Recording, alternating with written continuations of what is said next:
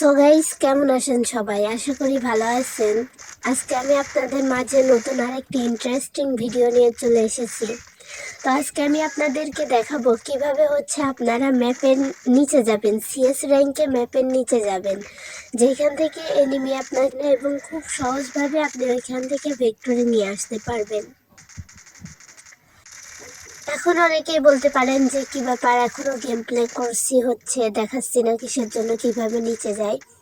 কিন্তু এটা শুধু নিচে যাওয়া যাবে নাটোরিয়ার যে ম্যাপটা দিছে, নতুন একটা ম্যাপ দিছে, মানে নতুন একটা যে প্লেস দিছে রিমনেম ভিলেজের পরিবর্তে, একমাত্র সেই নাটোরিয়া ম্যাপের নিচেই যাওয়া যাবে, তাছাড়া অন্য কোনো ম্যাপের নিচে যাওয়া সম্ভব না।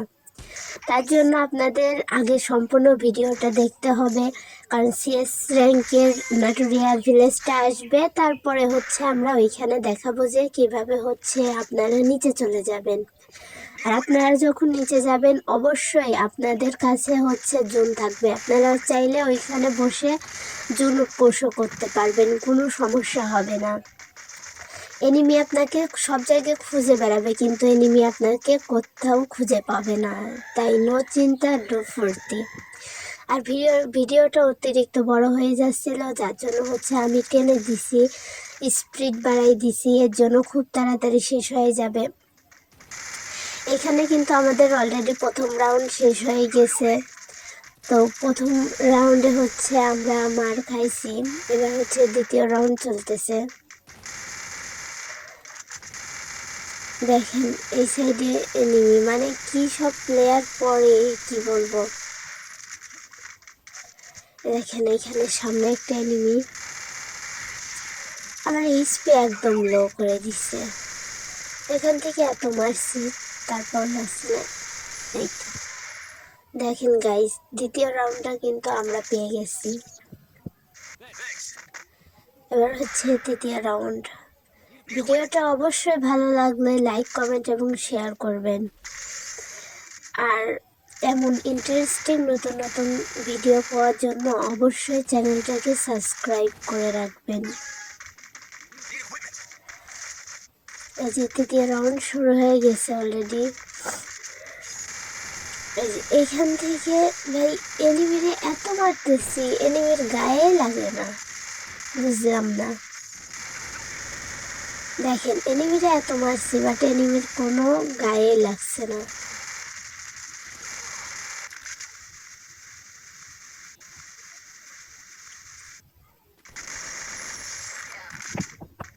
দেখা যাক, আর মাত্র আমাদের একটা টিমমেট বেঁচে আছে, তো সে কি করে।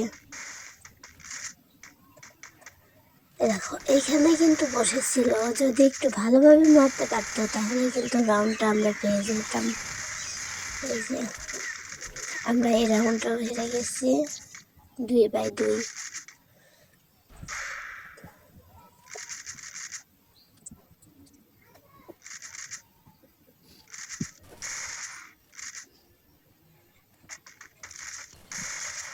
দেখা যাক তৃতীয় রাউন্ডে কি হয়। তো তৃতীয় রাউন্ডে আমি সবসময় একটু দূর থেকেই ফাইট নিই, কাছে একটু কমই যাই। এইখানে আমার সবসময় দূর থেকে ফাইট নেওয়াটাই আমার কাছে বেশি ভালো লাগে, কাছ থেকে ডাইরেক্ট ফাইট নিলে উপর থেকে মেরে দেয়। এই যে এখানে একটা নক করছে, কিন্তু ওর টিমমেট যাবে, টিমমেট যাই ওইটাকে রিভাইভ করে দিবে। দেখো কি বলবো,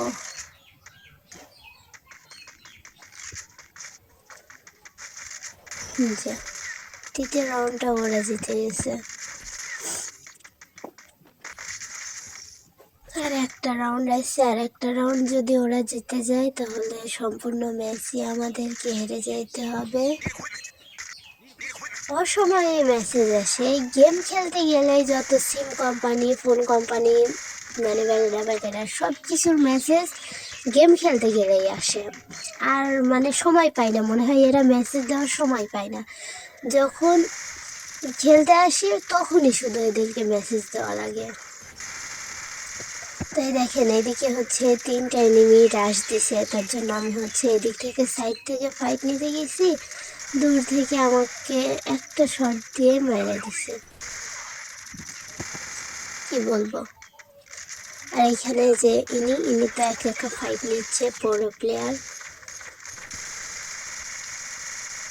ইনি 3 ভার্সেস 1 করতেছে। তো এই দেখেন সেই মুহূর্তটা চলে আসছে নাটুরিয়া ম্যাপ।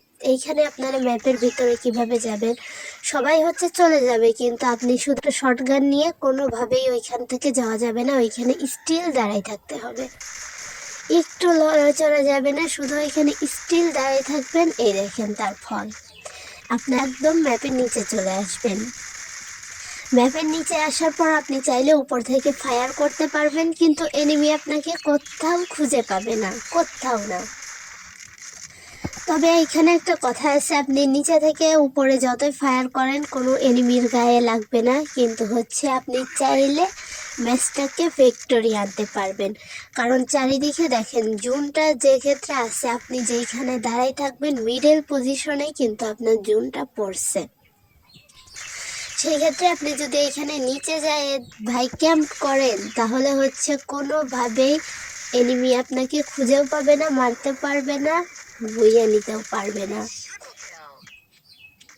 তো ভিডিওটা যদি ভালো লাগে অবশ্যই সবাই লাইক কমেন্ট শেয়ার করবেন।